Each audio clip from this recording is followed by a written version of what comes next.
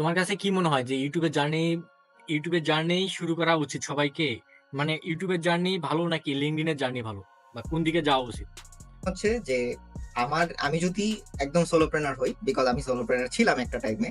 আর currently তো agency run করতেছি, that's why হচ্ছে টাইমের অনেক ইস্যু হইতেছে। ম্যাক্সিমাম হইতেছে যে সোলোপ্রেনার হয়, এন্ড তাদের জন্য আমি বলবো যে লিঙ্কডইনটা আসলে স্টার্ট করা উচিত, মানে এনি ওয়ান লিঙ্কডইন স্টার্ট করা উচিত। বাট ইউটিউবিং একটা প্যাশন, এন্ড কন্টেন্ট ক্রিয়েশন আসলে সবাই চাইলে যে কন্টেন্ট ক্রিয়েশনটা মানে করতে পারে, বিষয়টা এরকম না।